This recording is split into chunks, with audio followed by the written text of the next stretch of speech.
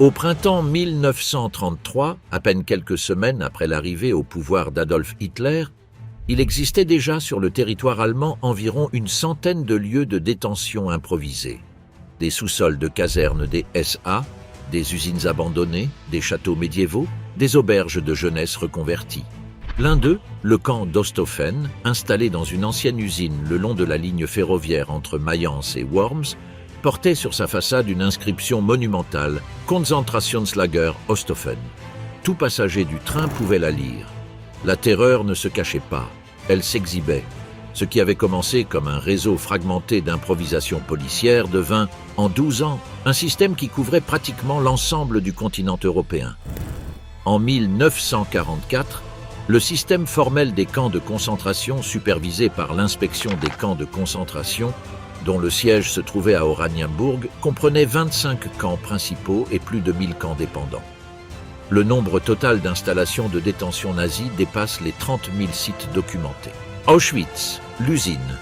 Le nom Auschwitz vient de la petite ville polonaise d'Oswięcim, en Haute-Silésie orientale, à la confluence des rivières Vistule et Soła.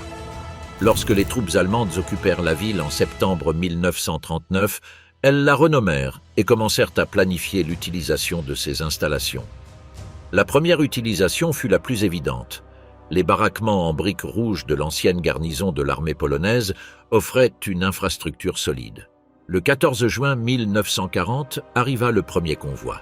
728 prisonniers polonais, pour la plupart des étudiants, des intellectuels et des membres de la résistance précoce, venant de la prison de Tarnów. À leur arrivée, le camp n'était même pas terminé. Les prisonniers construisirent leur propre prison. Le SS Hauptsturmführer Rudolf Franz Ferdinand Höss, âgé de 38 ans, fut nommé commandant. Höss avait purgé une peine pour meurtre dans la République de Weimar.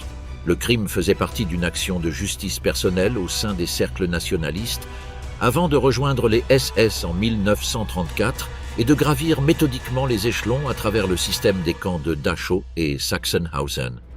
Il arriva à Auschwitz en mai 1940 avec pour consigne de construire un camp pour 10 000 prisonniers. En 3 ans, le complexe qu'il dirigeait aurait une capacité des dizaines de fois supérieure. Le Stammlager, Auschwitz I, conserva les structures en briques de la garnison polonaise et les remodela selon le modèle de Dachau. Les prisonniers, numérotés avec le triangle coloré correspondant à leur catégorie, rouge pour les politiques, jaune pour les juifs, rose pour les homosexuels, noir pour les asociaux, marron pour les roms, furent répartis dans 28 blocs. Le bloc 11 devint le lieu de punition dans la punition. Dans ces sous-sols, les cellules debout, 4 personnes confinées dans un espace de 90 sur 90 cm, sans possibilité de s'asseoir, étaient utilisées pour les interrogatoires et les punitions d'une durée indéfinie.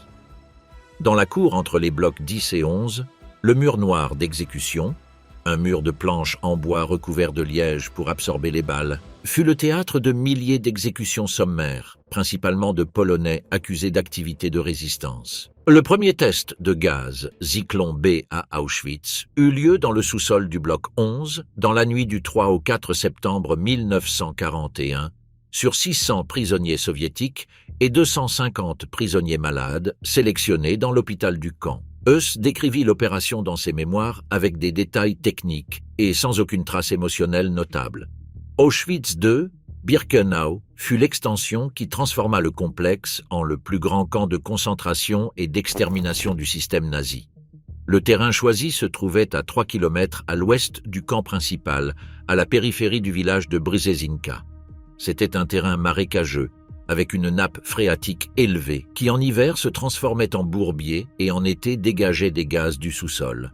Les prisonniers qui travaillèrent à la préparation du terrain et à la construction des premières baraques pendant l'hiver 1941 à 1942 moururent à un rythme qui stupéfia même les administrateurs SS habitués à des taux de mortalité élevés.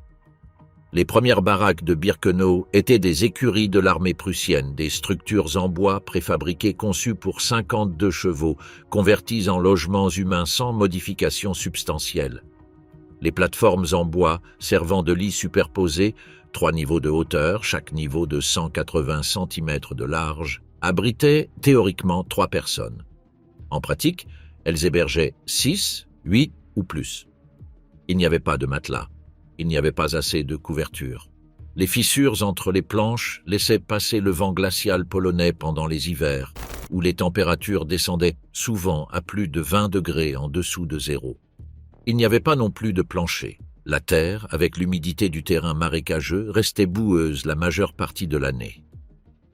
Dans les premiers mois de fonctionnement de Birkenau, la mortalité parmi les prisonniers de guerre soviétiques hébergés là dépassa 90% en moins de 3 mois.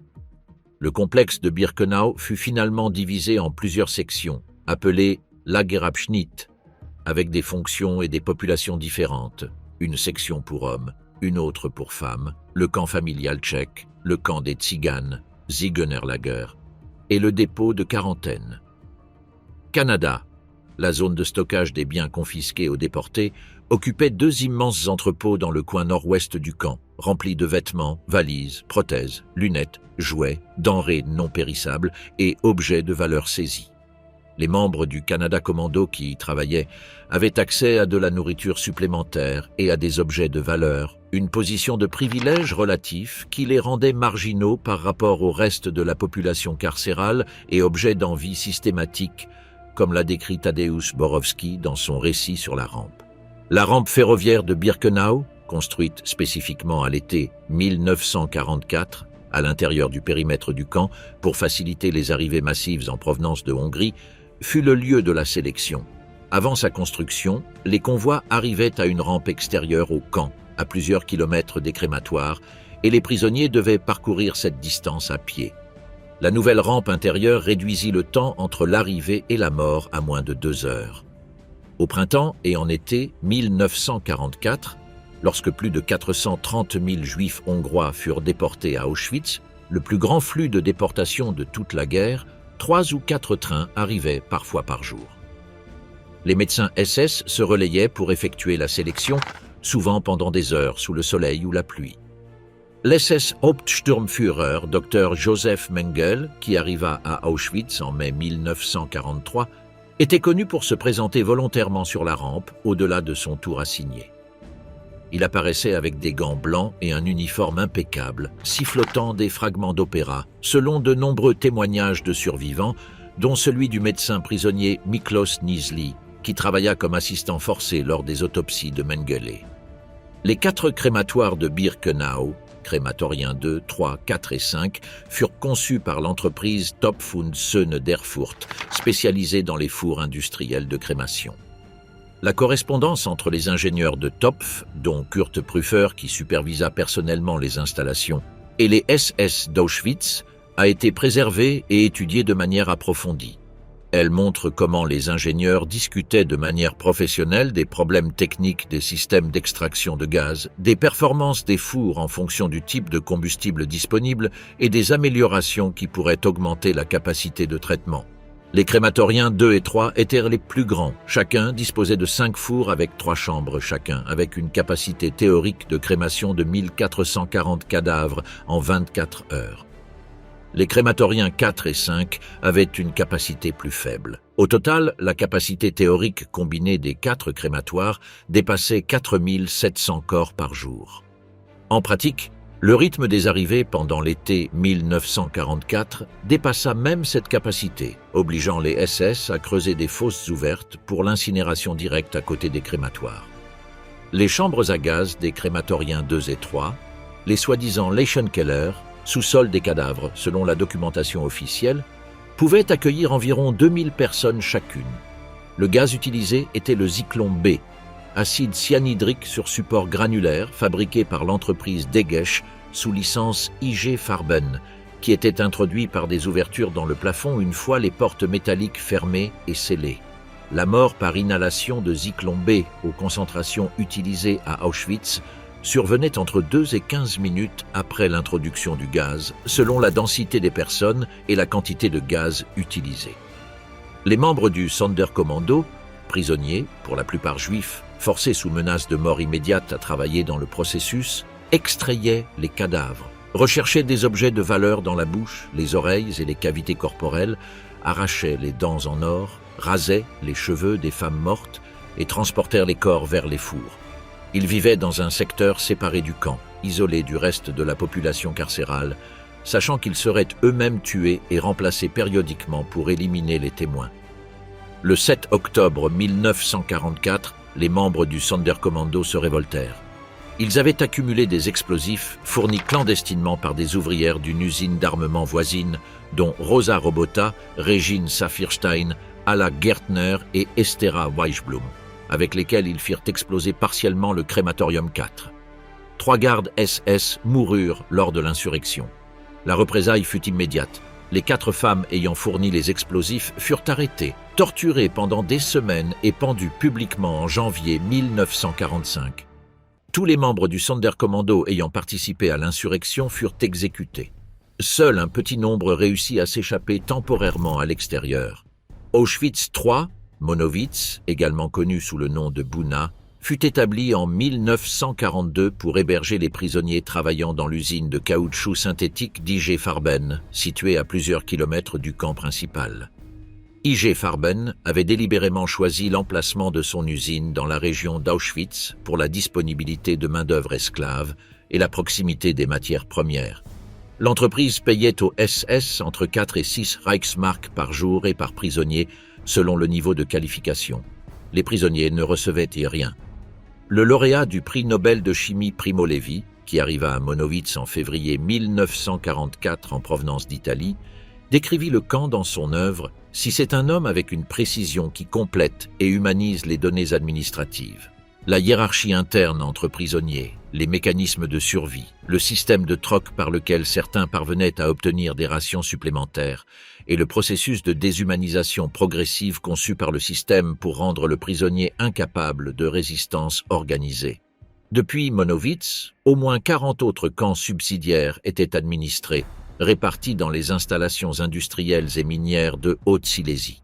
Le réseau d'Auschwitz, en tant que pôle industriel, était le projet le plus ambitieux du VFHA, une ville concentrationnaire intégrée dans l'économie de guerre du Reich, avec production agricole dans les fermes expérimentales SS environnantes, extraction de charbon dans les mines de la région, production chimique dans l'usine Buna et main-d'œuvre esclave quasi illimitée grâce à la proximité des centres d'extermination.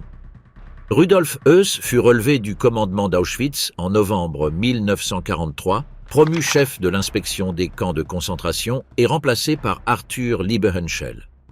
Il fut rappelé à Auschwitz en mai 1944 spécifiquement pour superviser l'extermination des Juifs hongrois, appelée en interne Sonderaktion Ungarn. Il revint comme spécialiste pour l'opération la plus massive de l'histoire du camp. Après la guerre, capturé par les Britanniques et extradé en Pologne, il fut jugé à Varsovie, condamné et exécuté par pendaison sur le terrain d'Auschwitz le 16 avril 1947. La potence fut installée à côté du crématorium, un du Stammlager, à quelques mètres du bunker où il avait vécu pendant des années. Treblinka, le lieu sans retour. La route qui mène aujourd'hui du village de Treblinka à la forêt de pins de Mazovie n'a aucune signalisation. Le voyageur qui ne sait pas exactement ce qu'il cherche peut passer sans s'en rendre compte. Le terrain est plat, couvert d'une forêt de deuxième génération. Les pins ont été plantés par les SS eux-mêmes en 1943 pour dissimuler le camp. Et en hiver, lorsque la neige recouvre le sol et que le silence est absolu, il est difficile d'imaginer qu'à cet endroit précis, entre juillet 1942 et août 1943, se trouvait l'endroit le plus meurtrier de la Terre. Treblinka II. Ainsi nommé pour le distinguer de Treblinka I, un ancien camp de travail forcé situé à 5 km, a été construit au printemps et à l'été 1942 sous la direction de l'SS Hauptsturmführer Richard Tomala, chef de l'équipe de construction de l'opération Reinhardt. Tomala utilisa la main-d'œuvre de Treblinka I pour la construction. Les prisonniers de Treblinka I qui travaillèrent à la construction du camp d'extermination furent tués à l'achèvement des travaux pour éliminer les témoins. Les installations de base furent prêtes en environ 4 semaines. Le premier transport arriva le 23 juillet 1942. Le train venait de Varsovie, chargé de déportés du ghetto de Varsovie. Ce jour-là commença la grosse action Warschau, la déportation massive du plus grand ghetto d'Europe. Le premier commandant, l'SS Obersturmführer Irmfried Eberl, était médecin de profession et avait déjà dirigé des installations d'extermination par gaz dans le cadre du programme Action T4, le programme d'assassinat de personnes présentant des handicaps physiques et mentaux, dans les installations de Brandenburg, an der Havel et Bernburg. Eberl se révéla incapable de gérer l'ampleur des opérations auxquelles Treblinka fut soumis dès son ouverture. Les trains arrivaient avant que les cadavres du transport précédent aient été retirés. Les corps s'accumulaient à l'air libre, en décomposition, sous la chaleur de l'été polonais. L'odeur était perceptible dans les villages environnants. Les gardes ukrainiens eux-mêmes, recrutés parmi les prisonniers de guerre soviétiques dans le camp d'entraînement SS de Travniki, commencèrent à se saouler massivement. Le chaos administratif parvint aux oreilles d'Odilo Globoknik à Lublin et de son supérieur, l'SS Obergruppenführer Friedrich Wilhelm Krüger. Eberl fut destitué en août 1942, à peine 6 semaines après l'ouverture du camp. Il fut le seul commandant d'un camp d'extermination relevé pour incompétence dans la gestion de l'extermination. Il survécut à la guerre et fut arrêté en 1948, mais il se suicida avant d'être jugé. Son remplaçant, l'SS Obersturmführer Franz Stangl, arriva de Sobibor où il avait déjà exercé comme commandant. Il était policier de carrière, il avait servi dans la Gestapo autrichienne avant l'Anschluss, méthodique, ordonné, efficace. Il transforma Treblinka en ce qu'il décrivit lui-même lors de son procès en 1970 comme une usine. Des années plus tard, la journaliste Gita Sereni réalisa une série d'entretiens avec Stangl dans la prison de Düsseldorf, publiée en 1974 sous le titre « Into That Darkness ». Stangl décrivit son approche de Treblinka avec une dissociation que l'historienne jugea plus effrayante que toute expression de sadisme. Il parlait des prisonniers comme de cargaisons, de la rampe comme d'un point de déchargement, de l'efficacité du processus avec le même langage qu'un directeur d'usine pourrait utiliser pour décrire une chaîne de montage optimisée. L'architecture de la tromperie à Treblinka fut le premier détail qui attira l'attention des chercheurs ultérieurs. Les déportés arrivaient à une petite gare conçue pour paraître normale. Un guichet avec de faux horaires peints sur le mur, des panneaux indiquant des destinations inexistantes comme Białystok ou Brest-Litovsk, des parterres de fleurs sur le quai.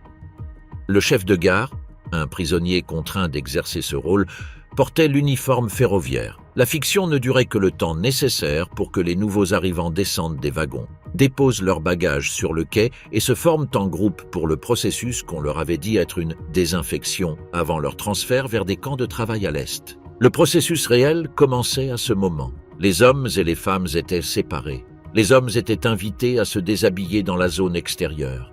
Les femmes étaient conduites dans des baraques où certaines prisonnières sélectionnées, sous la menace de la mort, coupaient les cheveux des nouvelles arrivantes avec de grands ciseaux. Les cheveux s'étaient emballés en ballots de jute et envoyés en Allemagne, où ils étaient utilisés comme matériaux pour le textile industriel, le rembourrage des matelas et, selon la documentation retrouvée lors des procès de Nuremberg, pour fabriquer des chaussettes pour les mécaniciens de sous-marins. Les dents en or étaient extraites. Les objets de valeur étaient confisqués. Puis venait le Schlauch, 4 mètres de large, entre 100 et 150 mètres de long, bordé de fils de fer entrelacés avec des branches de pin pour empêcher la visibilité de l'extérieur comme de l'intérieur. Un couloir de terre battu menant en pente vers les chambres à gaz. Les gardes ukrainiens poussaient les personnes dans le Schlauch à coups. Le bruit, cris, pleurs, le son des bottes sur la terre était constant pendant les opérations. Les prisonniers travaillant dans la zone extérieure du camp, dans la zone dite camp inférieur ou Unterlager, pouvaient l'entendre. Certains décrivirent ce son comme la partie la plus insupportable de leur existence. Les chambres à gaz originales de Treblinka étaient 3 pièces contiguës en béton, avec des murs de 60 à 80 cm d'épaisseur et des portes hermétiques en fer. Le système utilisait du monoxyde de carbone produit par un moteur de char soviétique, un moteur diesel capturé, selon les témoignages les plus détaillés, situé dans un abri extérieur. Le gaz était introduit par des tuyaux dans le sol des chambres. La capacité initiale était d'environ 600 à 700 personnes par opération, bien qu'en pratique, les personnes soient comprimées jusqu'à la limite physique de l'espace. Les témoignages du survivant du Sonderkommando Henrik Reichmann décrivaient le son entendu de l'extérieur des chambres, un bourdonnement collectif qui s'éteignait progressivement sur 20 à 30 minutes, comme le détail qui persistait le plus dans sa mémoire des décennies plus tard. En septembre 1942, Stangl ordonna la construction de nouvelles chambres à gaz pour augmenter la capacité. Les nouvelles installations consistaient en 10 chambres avec entrée commune depuis un couloir central, appelé en interne bâtiment des bains, avec des panneaux sur les portes indiquant Duschraum, salle de douche, avec une capacité totale d'environ 3800 à 4000 personnes par opération. Avec les nouvelles installations, Treblinka pouvait tuer et traiter en un seul jour ce qui auparavant prenait plusieurs jours sur plusieurs semaines. Le processus d'élimination des preuves commença en mars 1943, lorsque Heinrich Himmler visita Treblinka et ordonna l'exhumation et la crémation de tous les corps enterrés dans les grandes fosses communes. Les estimations suggèrent qu'à cette époque, il y avait entre 700 000 et 800 000 cadavres dans les fosses. Le travail d'exhumation fut effectué par les prisonniers du Sonderkommando pendant des mois, dans des conditions de putréfaction avancées. Les corps étaient brûlés sur de grandes grilles construites avec des rails de chemin de fer, grilles de fer sur lesquelles étaient alternées des couches de corps et de bois. Les cendres étaété broyées et mélangées à de la terre et du sable, puis à nouveau enterrées dans les fosses. L'opération, appelée en interne Sonderkommando 1005, fut menée en parallèle dans tous les camps d'extermination dans le cadre de la politique d'élimination des preuves, connue sous le nom d'Action 1005. Le soulèvement du 2 août 1943 fut le résultat de mois d'organisation clandestine parmi les prisonniers du Sonderkommando de Treblinka. Le comité organisateur, dirigé par le médecin tchèque Julius Chorazitsky, décédé en avril 1943 lors d'un interrogatoire des SS avant de voir son plan exécuté, puis par Zelomir Bloch et le militaire polonais Stanisław Kohn, avait accumulé des armes, pistolets obtenus en soudoyant les gardes ukrainiens et argent extraits des biens confisqués aux déportés, et avait élaboré un plan pour attaquer le personnel du camp, incendier les installations et fuir dans la forêt. Le plan prévoyait la participation d'environ 700 prisonniers. Au moment de l'exécution, la coordination échoua partiellement. L'attaque fut prématurée et désorganisée, mais suffisante pour tuer plusieurs gardes, incendier les entrepôts et une partie des baraques, et permettre à plusieurs centaines de prisonniers de s'échapper par les ouvertures dans la clôture. Les SS et les gardes ukrainiens lancèrent immédiatement la poursuite. La majorité des fugitifs fut capturée et exécutée dans les jours suivants.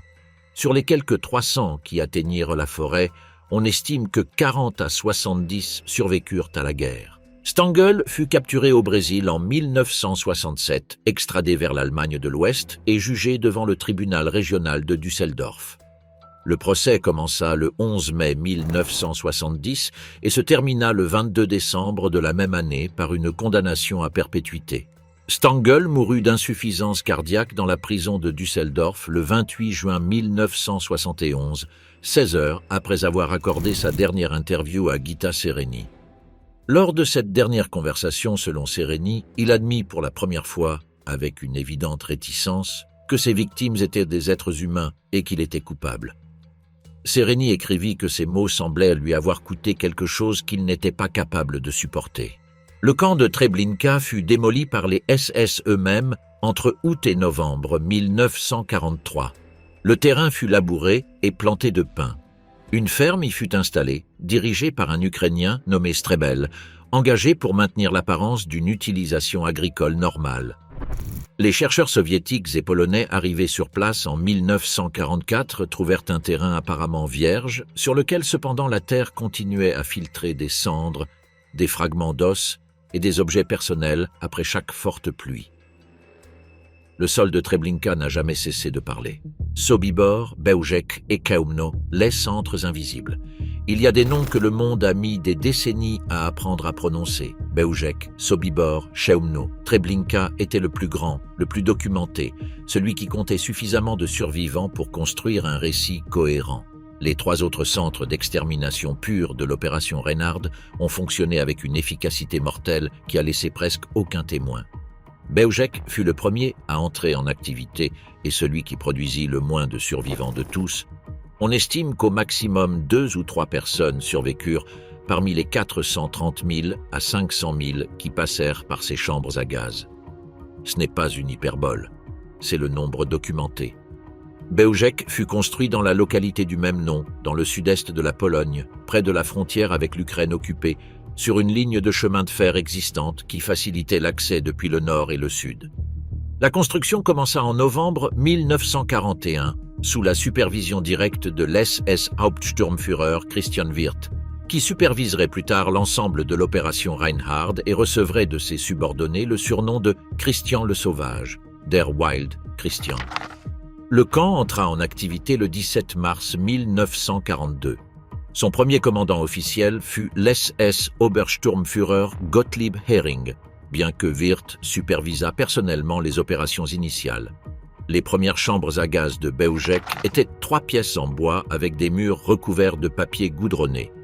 Le système d'injection de gaz, monoxyde de carbone provenant d'un moteur diesel, identique au système qui serait utilisé plus tard à Treblinka, échoua à plusieurs reprises durant les premières semaines de fonctionnement. Wirth, qui assista à au moins une opération ratée dans laquelle des personnes restèrent vivantes à l'intérieur des chambres pendant plus d'1 heure alors que le moteur refusait de démarrer, ordonna la reconstruction complète des installations en béton avec des systèmes améliorés.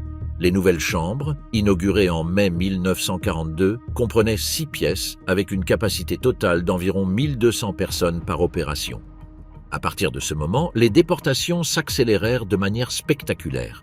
Le seul témoignage détaillé sur les opérations internes de Beoujek ayant survécu à la guerre fut celui de l'SS Obersturmführer Kurt Gerstein, chef du service de désinfection des SS, qui arriva au camp en août 1942 avec un chargement de Zyklon B qui ne fut pas utilisé à Beoujek, où l'on continua à utiliser le monoxyde de carbone, et assista à une opération complète d'extermination.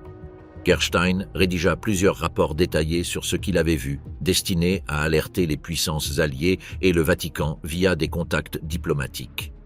Le nonce apostolique à Berlin refusa de le rencontrer. Le diplomate suédois Göran von Otter, que Gerstein aborda dans un train de nuit et à qui il raconta ce qu'il avait vu, transmit l'information à Stockholm, où elle fut archivée sans autre action. Gerstein fut arrêté en 1945 par les forces françaises et mourut à la prison de Fresnes, près de Paris, dans des circonstances non élucidées, en juillet 1945. Son rapport fut présenté comme preuve lors des procès de Nuremberg. Le seul survivant documenté avec un témoignage étendu sur Beoujek fut Rudolf Raeder, né en 1881 en Galicie, commerçant de savon à Lwów. Il arriva à Beoujek en août 1942 et fut sélectionné pour le Sonderkommando en raison de sa condition physique. Il travailla dans le camp pendant 3 mois avant de réussir à s'échapper lors d'un transfert à Lwów pour récupérer du matériel de construction. Raeder dicta son témoignage à Cracovie en 1944 à l'historienne Nella Rost et il fut publié en 1946 sous le titre Beoujek. C'est l'un des documents les plus bouleversants de toute la littérature témoignage sur l'Holocauste, non pour sa rhétorique. Raeder écrivait avec la même précision sèche qu'un homme décrivant des faits techniques, mais pour son contenu. Il décrivit le processus d'extermination, le comportement des gardes, les sons provenant des chambres et la routine quotidienne du Sonderkommando avec le détail de celui qui l'a vécu et n'a pu l'oublier. Raeder émigra ensuite en Israël. Il mourut à Tel Aviv en 1977. Beoujek fut fermé en décembre 1942 lorsque la majeure partie de la population juive du gouvernement général dans la zone sud-est avait déjà été exterminée. Les SS procédèrent alors à la destruction systématique des preuves. Les baraquements furent démolis, les chambres à gaz dynamitées, le terrain labouré et ensemencé. Sur le terrain de l'ancien camp, une ferme fut construite dont le responsable, un Ukrainien, reçut l'instruction de maintenir l'apparence d'une utilisation agricole. Les fermiers des environs pillèrent pendant des années le sol de l'ancien camp à la recherche d'objets de valeur que les déportés auraient pu cacher, remuant dans le processus les cendres et les fragments d'os que le terrain continuait de restituer à chaque saison des pluies. Sobibor fut construit entre février et avril 1942 dans une forêt sur les rives du Bug, dans le district de Lublin, sur une voie ferrée à voie unique reliant Chełm à l'ouest et Włodawa au nord. Le site fut choisi délibérément pour son isolement. La forêt environnante empêchait la visibilité depuis les villages les plus proches et la voie ferrée à voie unique limitait le trafic au transport du camp. Le premier commandant fut l'SS Obersturmführer Franz Stangl, le même qui serait plus tard transféré à Treblinka, et supervisa la phase initiale de construction et de mise en service. Le système d'extermination de Sobibor était techniquement identique à celui de Bełżec, chambres à gaz avec monoxyde de carbone provenant de moteurs diesel. La différence résidait dans l'organisation du camp, que Stangl avait structuré en 3 zones fonctionnellement séparées. Le Vorlager, avec les installations administratives et le logement du personnel. Le Lager 1, avec les baraquements des prisonniers du Sonderkommando effectuant des travaux artisanaux pour l'usage du camp. Et le Lager 3, la zone d'extermination proprement dite, hermétiquement séparée du reste et à laquelle seuls les membres du Sonderkommando des chambres à gaz avaient accès. Ce secret était délibéré. Stangl voulait que même les prisonniers travaillant dans les zones précédentes du camp ignorent ce qui se passait dans le Lager 3. La tromperie opérait par couches. Le successeur de Stangl à la tête de Sobibor à partir de septembre 1942 fut l'SS Hauptsturmführer Franz Reichleitner qui poursuivit les opérations jusqu'au soulèvement d'octobre 1943. Parmi les figures les plus documentées du personnel du camp se trouvait l'SS Oberscharführer Johann Niemann, dont la collection de photographies personnelles, découverte en 2020 par des chercheurs du Centre de l'Holocauste et du Génocide d'Amsterdam dans un marché aux puces allemands, révéla pour la première fois des images de l'intérieur du camp en fonctionnement, incluant des photos du personnel SS et des gardes ukrainiens dans leurs activités quotidiennes autour du camp. Niemann mourut lors du soulèvement du 14 octobre 1943. Le soulèvement de Sobibor fut le plus réussi de tous les camps d'extermination nazis, et sa planification constitue l'un des épisodes les plus extraordinaires de résistance armée juive pendant l'Holocauste. Le lieutenant de la Marine rouge Alexandre Aronovitch Pecherski, capturé en octobre 1941, et transféré à Sobibor en septembre 1943 avec un groupe de prisonniers de guerre soviétiques, établit le contact avec le comité de résistance clandestin du camp dirigé par le bijoutier polonais Léon Feldhendler. Le plan élaboré entre eux était d'une précision quasi militaire. Les prisonniers convoqueraient individuellement les officiers SS sous des prétextes plausibles, mesurer un manteau, inspecter un travail de cordonnerie, vérifier une installation et les tueraient silencieusement avec des haches et des couteaux pendant une fenêtre de temps de 90 minutes avant que les autres gardes ne remarquent les absences. Ils coupaient ensuite les lignes téléphoniques et attaquèrent l'arsenal. Le plan fut exécuté le 14 octobre 1943 à partir de 15h30. 11 officiers SS furent tués lors de la phase de convocations individuelles, dont le commandant adjoint Johann Niemann. Lorsque le chaos éclata, plusieurs centaines de prisonniers coururent vers la clôture. Beaucoup moururent dans les champs de mines entourant le camp, une circonstance que le comité organisateur avait sous-estimée. Sur les 550 à 600 prisonniers présents ce jour-là dans le camp, environ 300 réussirent à franchir la clôture. Les SS et la police auxiliaire lancèrent une poursuite immédiate qui dura des semaines. La plupart des fugitifs furent capturés et exécutés. Environ 50 survécurent à la guerre, dont Pecherski, qui rejoignit l'armée rouge et combattit jusqu'à la fin du conflit. Chełmno, appelé Kulmów en allemand, fut le premier centre d'extermination du régime nazi à entrer en activité, et son fonctionnement fut techniquement différent de tous les autres. Il n'utilisait pas de chambres à gaz fixes, il utilisait des camions à gaz, Gaswagen, véhicules fermés dont les compartiments de chargement étaient remplis de gaz d'échappement du moteur pendant que le véhicule était en mouvement. Chełmno fut construit dans le village du même nom, dans le Reichsgau Wartheland, la région polonaise directement annexée au Reich, sur les rives de la rivière Ner, à environ 50 km au nord-ouest de Łódź. Le premier commandant fut l'SS Hauptsturmführer Herbert Lange, qui avait précédemment dirigé une unité mobile de meurtre, le Sonderkommando Lange, utilisant des camions à gaz pour tuer des patients dans les hôpitaux psychiatriques de la région entre 1940 et 1941. Les victimes arrivaient en camion ou en petit train depuis les villages du Waterland et, plus tard, depuis le ghetto de Łódź. À leur arrivée dans la cour du manoir de Chełmno, un manoir du XVIIIe siècle servant de bâtiment principal du camp, on leur annonçait qu'elles seraient transférées dans des camps de travail et devaient se doucher et laisser leurs objets de valeur.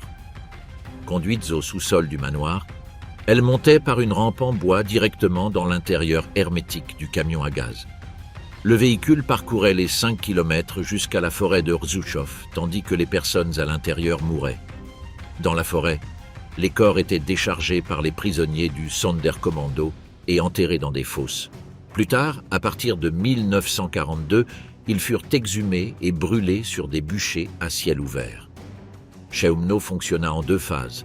La première entre décembre 1941 et mars 1943, lorsqu'il fut temporairement démantelé. La seconde entre juin et août 1944, lorsqu'il fut réactivé pour liquider les derniers habitants du ghetto de Łódź. Dans la deuxième phase, le manoir avait été démoli et les opérations transférées dans une structure en béton dans la forêt de Rzeszów.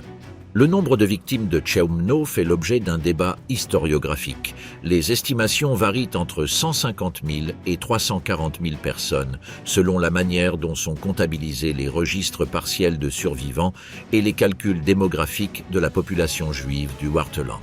Ce qui n'est pas contesté, c'est que parmi toutes ces personnes, seuls 2 survécurent de manière documentée, Michał Pochlebnik et Szymon Srebrnik, tous 2 membres du Sonderkommando qui réussirent à s'échapper à différents moments.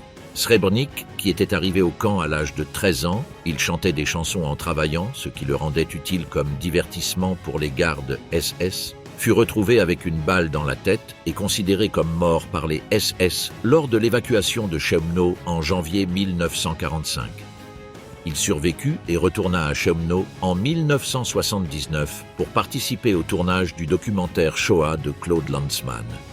Ses paroles face à la caméra, debout dans le champ où il avait travaillé enfant, appartiennent aux moments les plus dévastateurs de l'histoire du cinéma documentaire. Mauthausen, le grès et la mort. Le camp de concentration de Mauthausen a été établi en août 1938. Peu après l'annexion de l'Autriche, à la périphérie de la petite ville de Mauthausen, en Haute-Autriche, sur les rives du Danube. La raison de son emplacement était la proximité des carrières de granit de Wiener Graben, dont la pierre était destinée à la reconstruction monumentale de Berlin et de Linz dans le cadre des plans architecturaux du régime. Mauthausen a été classé comme camp de grade 3, la catégorie la plus sévère du système SS, ce qui signifiait qu'il était destiné aux prisonniers considérés comme irrécupérables, les ennemis incurables du Reich. Les conditions de travail dans les carrières étaient délibérément létales. Les prisonniers devaient transporter des blocs de granit pesant jusqu'à 50 kg en montant les 186 marches de ce qui est devenu connu sous le nom de l'escalier de la mort. Ceux qui tombaient ou étaient poussés par les gardes étaient écrasés contre la roche. Dans les premières années, les gardes organisaient des jeux. Ils forçaient les prisonniers à courir en montant et les plus lents étaient poussés dans le vide depuis le sommet de la carrière, un précipice de 45 mètres que les prisonniers appelaient les parachutistes. Les corps au fond mettaient plusieurs jours à être récupérés. Le camp auxiliaire de Güssen, à seulement 3 km de Mauthausen, a fini par égaler en taille le camp principal. Ensemble, Mauthausen et Güssen constituaient le complexe le plus mortel d'Europe occidentale. Le taux de mortalité entre 1940 et 1942 a atteint, à certaines périodes, 70% de la population carcérale. Mauthausen comptait plus de 60 camps annexes en Autriche. L'un des mieux documentés, Ebensee, dans le sud du pays, sur les rives du Tronsee, a été construit pour abriter la production souterraine de missiles. Les prisonniers creusaient à la main des tunnels dans le calcaire des montagnes du Salzkammergut. Les conditions dans les tunnels, température constante de 8 degrés, humidité extrême, manque de ventilation, poussière de calcaire détruisant les poumons, tuaient les travailleurs en quelques semaines. Le camp d'Ebensee a été libéré le 6 mai 1945 par le 3e régiment de cavalerie blindée de l'armée américaine. Les soldats ont trouvé les survivants dans un état de famine extrême. Ravensbrück, le camp de femmes. À 90 km au nord de Berlin, sur la rive du lac Schwedt, dans la municipalité de Fürstenberg, dans la région boisée du Mecklembourg, les SS construisirent entre 1938 et 1939 le principal camp de concentration pour femmes du système nazi. Ravensbrück fut inauguré le 15 mai 1939 avec l'arrivée de 867 prisonnières venant de Lichtenburg. L'ancien camp pour femmes situé dans un château de la Renaissance à Prétain, sur les rives de l'Elbe. Le camp de Lichtenburg, où se trouvait Lina Haag avant 1939, fut alors transformé en camp pour hommes. La première commandante des gardiennes de Ravensbrück fut la SS Oberaufseherin Johanna Langefeld, qui fut remplacée en 1943 et qui s'échappa plus tard de sa cellule pendant le procès d'après-guerre. Le commandement général du camp fut assuré par des commandants successifs dont le plus long en fonction fut le SS Sturmbannführer Fritz Suren, qui dirigea le camp de 1942 jusqu'à son évacuation chaotique en 1945. Le camp original était conçu pour 6000 détenus. Les baraquements en briques, disposés en rangées parallèles, avaient des fenêtres et étaient équipés de sanitaires de base. Cela distinguait Ravensbrück des camps de l'Est où les conditions physiques étaient incomparablement plus mauvaises dès le premier jour. Mais le nombre d'arrivées dépassa toutes les prévisions. En 1944, Ravensbrück hébergeait entre 45 000 et 50 000 femmes dans des installations conçues pour un dixième de ce chiffre. Les baraquements étaient surpeuplés jusqu'à l'effondrement. Des tentes furent installées à l'intérieur du périmètre pour accueillir l'excédent de population. Les latrines, déjà insuffisantes dans des conditions normales, devinrent des foyers constants d'infection. La typhoïde, la tuberculose et la dysenterie circulaient sans contrôle.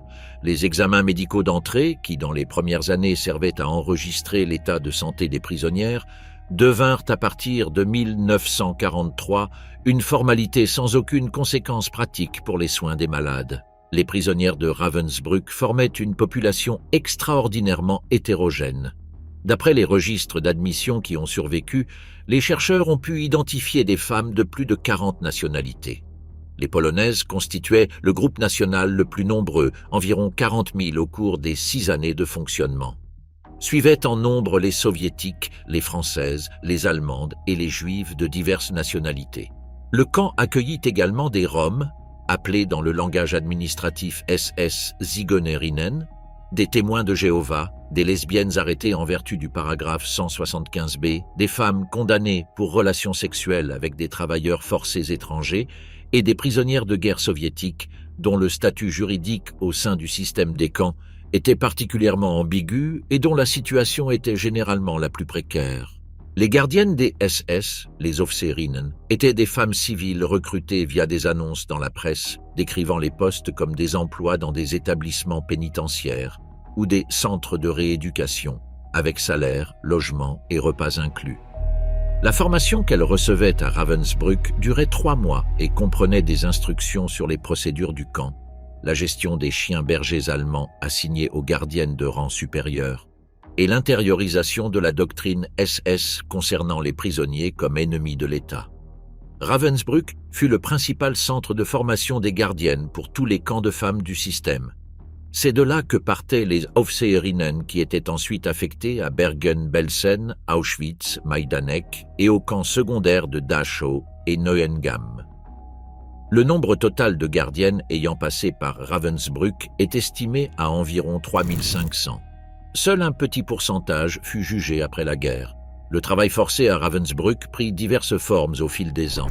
Les prisonnières travaillaient dans les ateliers de couture interne, où elles confectionnaient des uniformes SS et des vêtements pour la Wehrmacht, dans l'usine de l'entreprise Siemens et Halske, installée à côté du camp en 1942, où l'on produisait des pièces radio et des composants électroniques à usage militaire, et dans les fermes et chantiers des environs.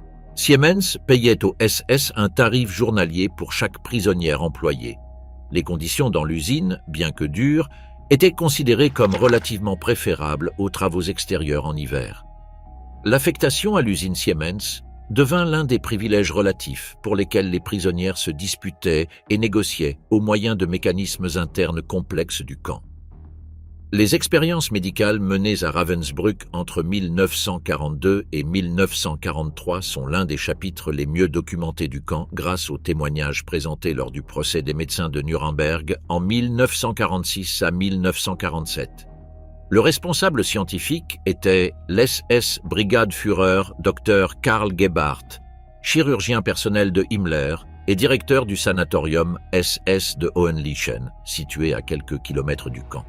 Gebhardt avait été informellement accusé par certains collègues de ne pas avoir administré de sulfamide à Reinhard Heydrich après l'attentat à Prague en juin 1942, ce qui aurait peut-être accéléré la mort du Reichsprotektor. Pour démontrer que les sulfamides étaient inefficaces sur les plaies infectées et se justifier, Gebhardt obtint l'autorisation de Himmler pour effectuer des expériences directement sur les prisonnières de Ravensbrück. La procédure expérimentale était systématique. Les prisonnières sélectionnées, principalement de jeunes Polonaises détenues pour activités de résistance, recevaient des incisions aux jambes, sans anesthésie ou avec une anesthésie insuffisante. Les plaies étaient ensuite délibérément contaminées par des bactéries, Streptocoque, Clostridium perfringens, causant la gangrène gazeuse, Clostridium tetani, causant le tétanos, et dans certains cas avec des éclats de bois, du verre, de la sciure ou de la saleté, afin de reproduire les conditions d'une blessure par éclat en combat. La circulation sanguine était coupée aux deux extrémités de la plaie à l'aide de ligatures pour simuler l'isolement des tissus dans une blessure de guerre.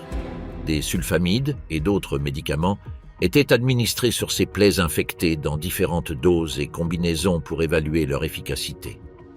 Les prisonnières qui survivaient à l'infection étaient soumises à de nouvelles séries d'expériences. Celles qui mouraient, et beaucoup moururent, étaient remplacées. Les prisonnières qui survécurent aux expériences s'appelaient entre elles Kaninchen, Lapine ou Cobaye. Plusieurs d'entre elles témoignèrent à Nuremberg. Jadwiga Dzido montra au tribunal les cicatrices permanentes sur sa jambe, tandis qu'un expert médical expliquait la nature des interventions subies en novembre 1942. Władysława Karolewska décrivit la sélection des victimes, convoquées à l'infirmerie sans explication préalable, et l'opération elle-même, réalisée sans leur consentement et souvent sans anesthésie suffisante. Les Kaninchen avaient rédigé pendant la guerre un document de protestation adressé au commandant du camp qui fut ignoré. Certaines tentèrent de se cacher lors des sélections pour les expériences suivantes, distribuant aux nouvelles arrivantes des photographies des cicatrices des détenus déjà opérés comme avertissement. La doctoresse Hertha Oberhäuser, dermatologue civile de 29 ans qui avait répondu à une annonce dans la presse recherchant un médecin pour une installation près de Berlin, fut la seule femme jugée lors du procès des médecins de Nuremberg. Oberhäuser travailla à Ravensbrück à partir de 1941 sous les ordres de Gebhardt et assuma progressivement des fonctions allant au-delà de son contrat initial.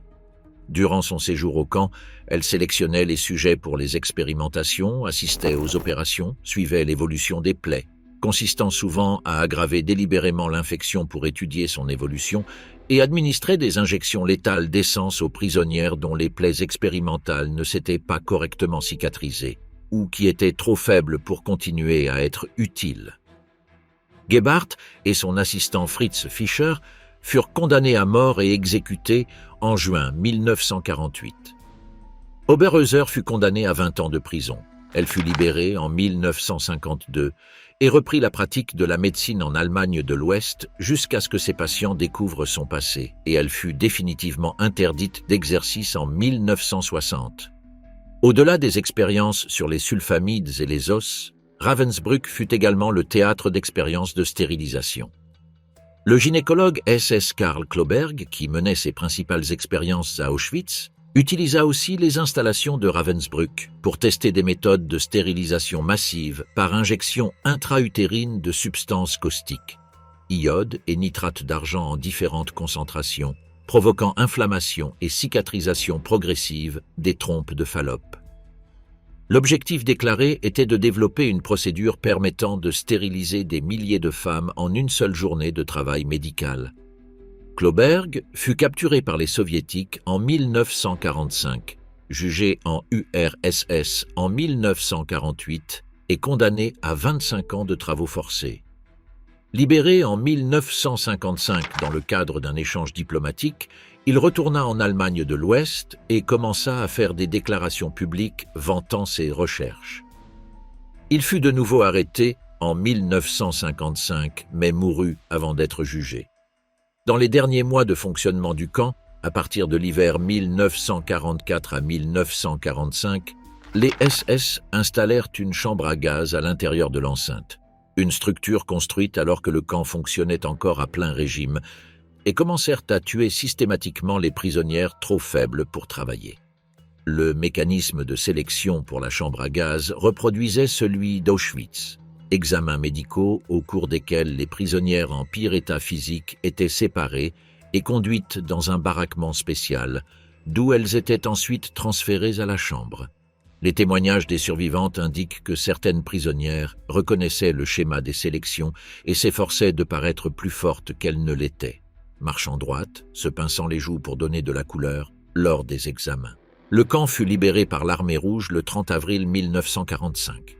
Les SS avaient déjà évacué la majorité des prisonnières lors de marches vers l'ouest depuis le début du mois. Beaucoup moururent au cours de ces marches. Le système Schmelt et les camps de travail juifs. Il existe une dimension du système des camps que l'historiographie populaire mentionne à peine. Entre 1940 et 1943, en Silésie et dans les Sudètes, l'SS Obergruppenführer Albrecht Schmelt, nommé commissaire spécial du Reichsführer SS pour l'emploi de la main-d'œuvre étrangère en Haute-Silésie orientale, construisit et dirigea un système parallèle de 177 camps de travail forcé pour les Juifs. L'organisation Schmelt était une entreprise particulière même au sein de l'univers des SS. Schmelt louait les prisonniers à des entreprises privées et conservait pour lui une partie des profits dans ce que les historiens ont décrit comme une forme de corruption institutionnalisée au sein du système SS lui-même. Au moins 50 000 Juifs furent contraints de travailler dans ces camps. À l'automne 1943, lorsque l'organisation Schmelt fut dissoute, la plupart de ces prisonniers furent déportés directement à Auschwitz pour y être exterminés. Les camps restants furent absorbés par le camp de concentration de Gross-Rosen.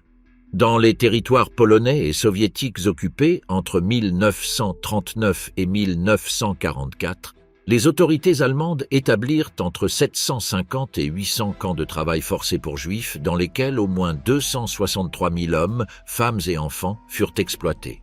Ils travaillaient à la construction de routes, d'aérodromes, de ponts et de barrages, dans l'agriculture et dans l'industrie de l'armement. Ils étaient sous la supervision des chefs supérieurs respectifs des SS et de la police, ERE-SS und Polizeiführer, ou de l'administration civile allemande. Dans le commissariat du Reich pour l'Ukraine, les Juifs travaillaient à la construction de la Durchgangsstraße 4 prévue, la grande route de transit vers l'Est. Lorsqu'un tronçon était terminé, les unités SS exécutaient les travailleurs. Puis venait le tronçon suivant. La plupart des prisonniers de ces camps de travail furent déportés et assassinés dans les camps d'extermination à l'été et à l'automne 1943 dans le cadre de l'opération que les nazis appelèrent « Action Erntefest », fête de la moisson, exécutée les 3 et 4 novembre 1943 dans les camps de Majdanek, Travniki et Poniatowa, avec un bilan estimé à 43 000 morts en 2 jours. Les camps pour enfants, Moringen, Uckermark et Łódź. Dans le système de terreur nazi, il existait une catégorie d'installations que la plupart des documentaires sur l'Holocauste évitent systématiquement, non par ignorance, mais par une forme instinctive d'autoprotection face à ce qui est le plus difficile à assimiler. Les Jugendschutzlager, camps de protection de la jeunesse, euphémisme qui, dans le langage des SS, désignait les camps de concentration pour mineurs, de Moringen et Uckermark et le Polenjugendverwahrlager, camp de garde policière pour jeunes Polonais, de Łódź existait. Ils ont fonctionné pendant des années, et les enfants y sont morts. Le Jugendschutzlager de Moringen, en Basse-Saxe, a été ouvert en août 1940 dans les locaux d'un ancien centre correctionnel. Sa population se composait de garçons et de jeunes hommes âgés de 13 à 22 ans, bien qu'en pratique des enfants plus jeunes y aient été internés. Les catégories d'admission étaient délibérément larges: incorrigibilité, antisocialité, vagabondage répété, résistance à l'éducation, délinquance juvénile, comportement anti-étatique.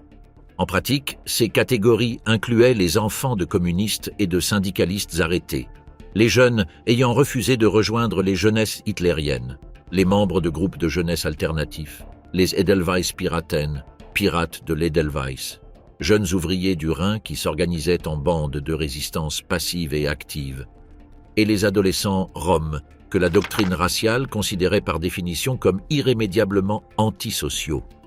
À l'entrée du camp, les jeunes étaient soumis à une évaluation appelée « examen criminobiologique », dirigé par l'Institut de criminologie biologique des SS sous la supervision du docteur Robert Ritter, qui avait construit sa carrière académique en étudiant la délinquance héréditaire dans la population rome. Cet examen, une combinaison de mesures physiques héréditaires, phrénologiques, de tests psychologiques rudimentaires et de collecte d'informations sur l'histoire familiale, déterminait si le jeune était biologiquement récupérable ou biologiquement dégénéré. Ceux qui recevaient la deuxième évaluation étaient transférés dans des camps de concentration pour adultes où les chances de survie étaient incomparablement plus faibles.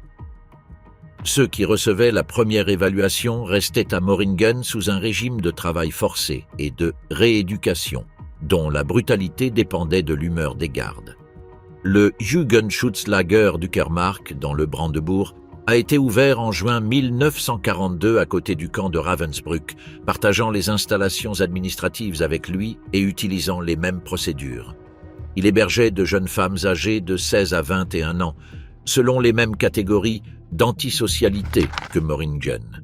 Pendant l'hiver 1944 à 1945, lorsque le camp de Ravensbrück a mis en place la sélection de masse pour la chambre à gaz, les prisonnières d'Uckermark ont été incluses dans le processus. Les jeunes femmes du camp auxiliaire étaient transférées à Ravensbrück pour y être assassinées. La transition entre le camp de protection de la jeunesse et la chambre à gaz ne nécessitait qu'un formulaire administratif. Le Polenjugendverwahrlager de la police de sécurité à Litzmannstadt, le camp de la rue Przemysłowa à Łódź, appelé familièrement Kinderkazed Litzmannstadt, a été établi en décembre 1942 par un ordre signé par Himmler le 28 novembre de la même année. La directive de Himmler décrivait le camp comme une installation pour adolescents polonais, criminels ou abandonnés, et faisait explicitement référence au risque moral que les enfants polonais représenteraient pour les enfants allemands s'ils restaient libres. Le choix du lieu était délibéré. Le camp a été construit sur un terrain adjacent au ghetto juif de Łódź, séparé seulement par une clôture en bois, avec la justification que le ghetto disposait déjà d'infrastructures de sécurité et que le terrain pouvait être agrandi au fur et à mesure de la liquidation du ghetto. L'âge officiel d'admission était initialement fixé à 8 ans, puis réduit à 6 ans. La documentation de l'Institut polonais de la mémoire nationale, qui a réalisé des fouilles sur le site de l'ancien camp depuis les années 2000, a trouvé des restes d'enfants plus jeunes que cet âge. Les archives les plus troublantes incluent la présence documentée d'enfants de 2 ans. Il s'agissait d'enfants de détenus, dans de nombreux cas des enfants de Polonais arrêtés pour activités de résistance ou déportés dans des camps de travail, qui arrivaient au camp parce qu'il n'y avait pas d'autre lieu où les placer une fois leurs parents détenus. Le camp a également reçu des enfants arrêtés directement dans la rue pour des délits mineurs, demander de la nourriture, voler des objets de faible valeur, errer sans surveillance adulte. Les conditions de vie à l'intérieur du camp étaient d'une privation extrême. La nourriture était insuffisante même pour un adulte sédentaire. Les enfants dormaient dans des lits superposés en bois avec des couvertures insuffisantes pendant les hivers polonais. Le travail forcé comprenait la couture, les enfants confectionnaient des vêtements et l'entretien du camp lui-même. Les maladies infectieuses, typhus, tuberculose, dysenterie, circulaient sans contrôle et sans soins médicaux efficaces. Ceux qui atteignaient 16 ans étaient transférés dans des camps de travail forcés pour adultes en Allemagne. Les archives du camp indiquent qu'entre 2000 et 3000 enfants ont passé par ces installations entre décembre 1942 et janvier 1945.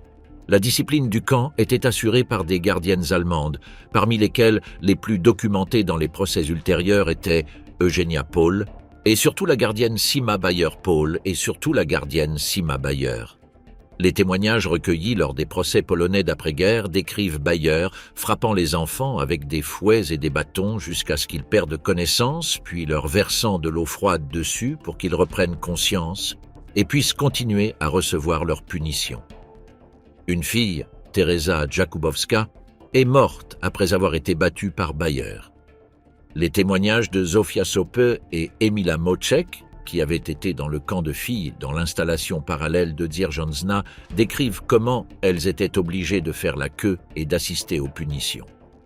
Bayer a été jugé en 1945 par un tribunal polonais et condamné à mort. Le type de punition que Bayer appliquait si les enfants urinaient au lit, exposition au froid extérieur dans la neige pendant de longues périodes, est documenté dans de nombreux témoignages. Les corps des enfants morts dans le camp ont été enterrés au cimetière Saint-Wojciech de Łódź. Les fouilles archéologiques réalisées par l'Institut polonais de la mémoire nationale à plusieurs reprises depuis les années 2000 ont exhumé les restes identifiables d'au moins 77 enfants dans ce cimetière, avec des âges estimés entre 2 et 16 ans. Les analyses ADN et l'anthropologie médico-légale se poursuivent. Le travail d'identification avance lentement, car la destruction délibérée des registres du camp en janvier 1945, à l'approche de l'Armée rouge, a laissé la majorité des victimes sans documentation. Lorsque les troupes soviétiques sont entrées à Łódź le 19 janvier 1945, elles ont trouvé environ 850 enfants vivant dans le camp, à différents stades de malnutrition et de maladie. L'administration communiste de la ville a démoli les restes du camp en 1947 pour construire un quartier socialiste et optimiste.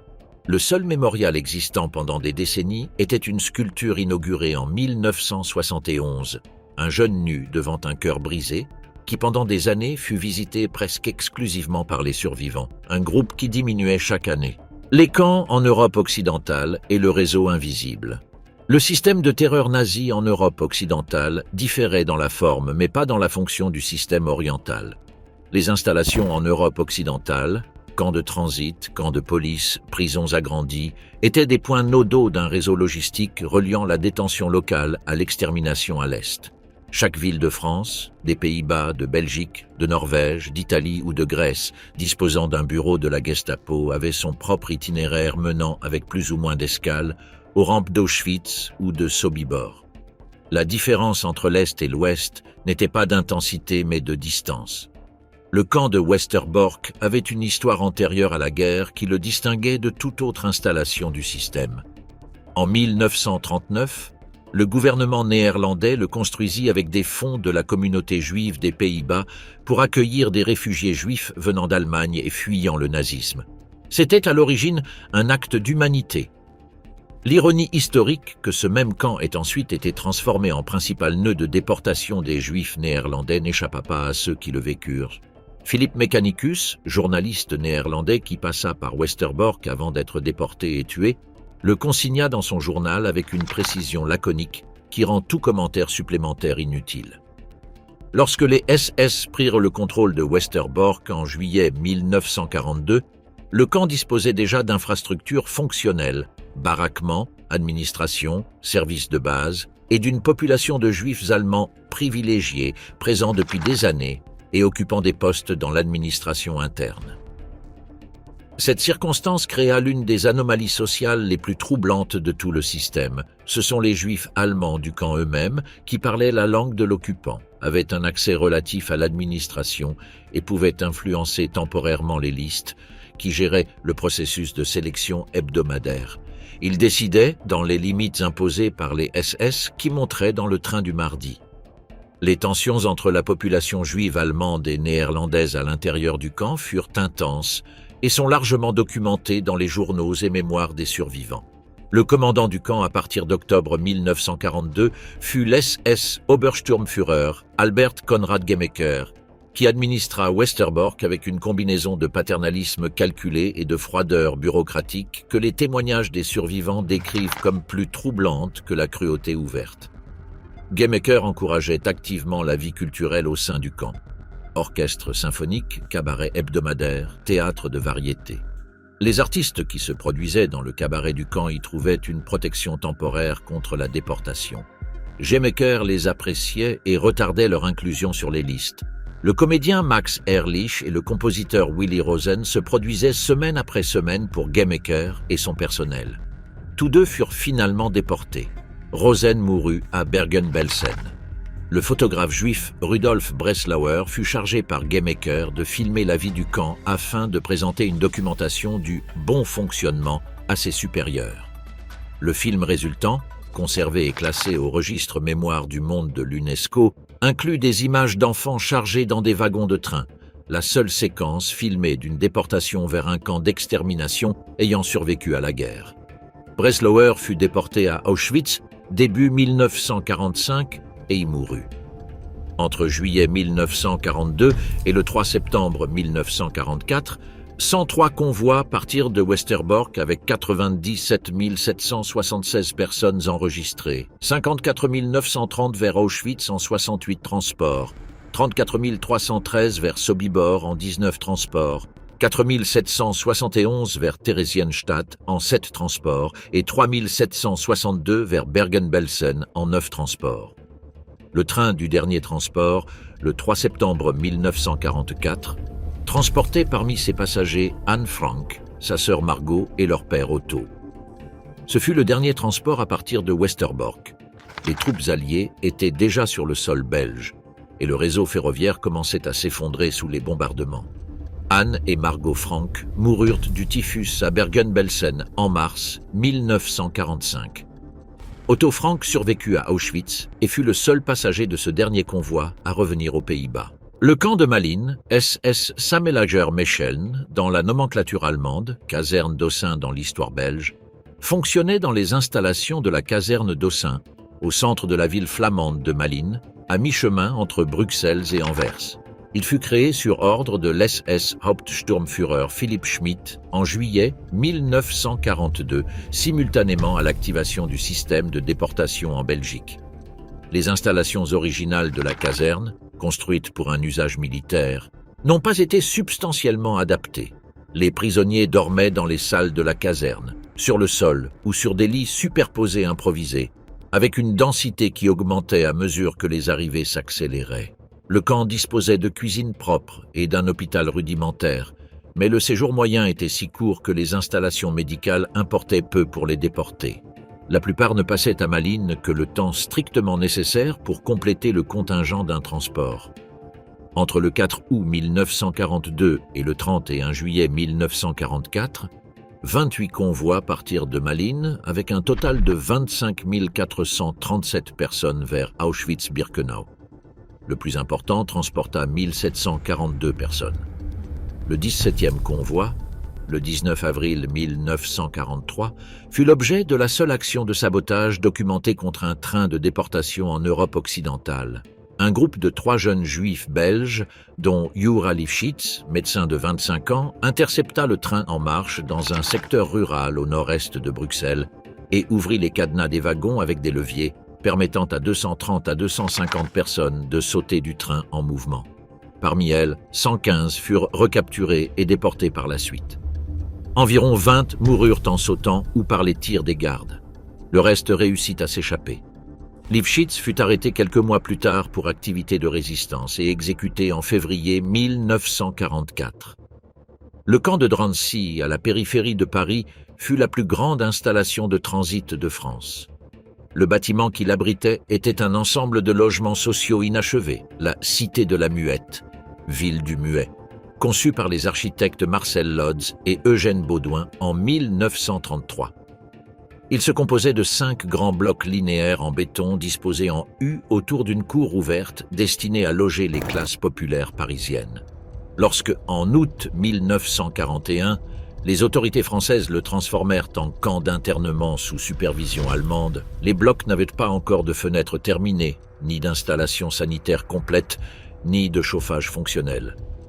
Les prisonniers arrivant durant l'hiver 1941 à 1942 vécurent dans ces conditions, pratiquement en plein air, jusqu'à ce que l'administration du camp réalise des améliorations minimales.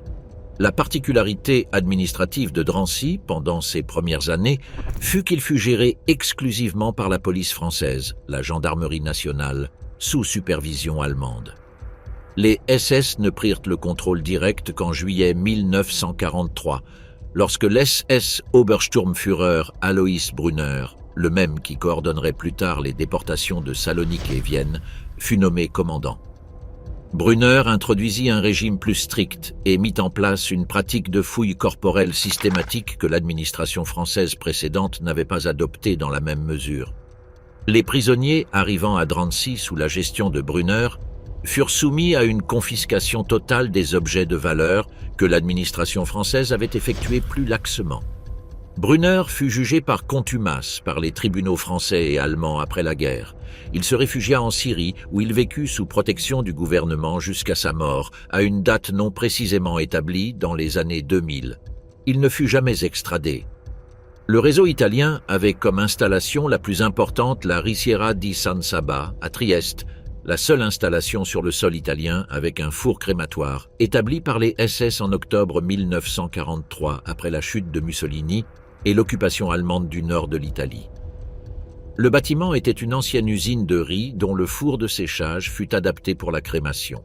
Il servit à détenir et exécuter des partisans slovènes et croates, des résistants italiens, et comme point de transit pour la déportation des Juifs du nord-est de l'Italie vers les camps de l'Est. La Risiera fut la seule installation italienne jugée en Italie après la guerre. Le procès commença en 1976 et se conclut par des condamnations par contumace de plusieurs responsables SS. En Norvège, le camp de Grini, situé à la périphérie d'Oslo dans les installations d'une ancienne prison pour femmes, fut la principale installation de détention pour les citoyens norvégiens. À sa capacité maximale, il hébergea plus de 6000 prisonniers, principalement des membres de la résistance, des fonctionnaires et des juifs. Depuis Grini et depuis le port d'Oslo partirent les navires qui déportèrent les juifs norvégiens. Le plus connu fut le transport du navire Gothenland en novembre 1942 et celui du cargo Gothenland. Au total, environ 770 juifs norvégiens furent déportés à Auschwitz. 95% d'entre eux moururent. En Grèce, le camp de Chaïdari, installé dans un quartier à la périphérie d'Athènes, initialement sous administration italienne, puis allemande à partir de septembre 1943, servit de point de rassemblement pour les déportations des communautés juives des îles de l'Égée et du Dodécanèse. Les Juifs de Corfou, de Rhodes, de Kos et d'autres îles, dans certains cas des communautés établies depuis des siècles, furent déportés à l'été 1944, beaucoup d'entre eux sur des barges qui les transportaient vers le continent pour être ensuite embarqués dans des trains à destination d'Auschwitz. Les Juifs de Rhodes arrivèrent à Auschwitz en août 1944 après un voyage de plus de 2 semaines, incluant 3 jours sur des barques ouvertes en mer. La majorité fut tuée à l'arrivée. Le réseau était, dans son ensemble, le produit d'une coordination logistique impliquant le ministère des Transports du Reich, la compagnie ferroviaire Reichsbahn, les différents appareils de police des territoires occupés, les collaborateurs locaux dans chaque pays et le bureau d'Eichmann au sein du RSHA qui centralisait la planification des transports. Cette coordination n'était pas le produit du chaos ni de l'improvisation. Il existait des conférences, des mémorandums, des feuilles de calcul des coûts par kilomètre et par déporté. Le prix officiel que la Reichsbahn facturait pour le transport des Juifs vers les camps d'extermination équivalait au tarif de groupe de 3e classe. Les enfants de moins de 4 ans voyageaient gratuitement. Ceux âgés de 4 à 10 ans payaient moitié prix. Les témoins et la mémoire. L'histoire des camps ne peut pas être réduite à des chiffres et des règlements. Solly Ganor est né en 1928 à Heidekrug, en Lituanie. Après l'entrée des troupes allemandes en juin 1941, il a été interné avec sa famille dans le ghetto de Kaunas, puis dans le camp de concentration de Stutthof, près de Danzig. En août 1944, il a été transféré avec son père dans l'un des sous-camps de Dachau, dans la région de Kaufring-Landsberg. Au printemps 1945, il a été mis sur une marche de la mort vers Dachau. Il a décrit la fin de cette marche dans ses mémoires, le moment où, étendu dans la neige, il a vu un char apparaître sur la route et a entendu un soldat lui dire en anglais, en s'agenouillant à côté de lui, qu'il était libre. Ganor avait 16 ans. Son père était mort lors de la marche quelques heures plus tôt. Lina Haag, née dans une famille ouvrière du Württemberg, a été arrêtée en 1933 avec son mari Alfred, député communiste au Parlement de l'État du Württemberg. Alfred a été envoyé à Dachau. Lina a passé par le premier camp de concentration pour femmes d'Allemagne, le KZ Gottesel à Schwäbisch Gmünd.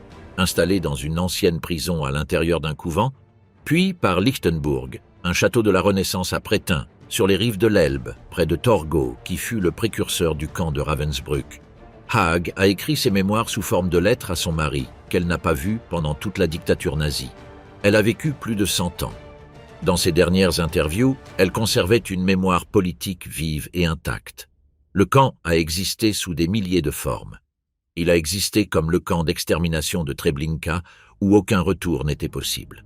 Il a existé comme le sous-camp de Dachau à Sankt Gilgen, où un commandant SS utilisait des prisonniers pour se construire une villa au bord du lac. Il a existé comme le ghetto de Łódź, où les ateliers fabriquaient des uniformes militaires allemands dans l'espoir de survivre. Il a existé comme le camp de Drancy, à la périphérie de Paris, avec ses fenêtres inachevées ouvertes au vent hivernal. Il a existé comme la Risiera di San Saba à Trieste, et comme le camp de Chaïdari dans la banlieue d'Athènes. Il a existé surtout comme un projet délibéré d'une civilisation moderne qui choisit d'utiliser ses outils les plus sophistiqués, la bureaucratie, l'ingénierie, la gestion industrielle, la statistique, au service du crime le plus méthodique de l'histoire. Les auteurs n'étaient pas des démons, ils étaient des administrateurs. Et c'est peut-être la vérité la plus difficile à accepter.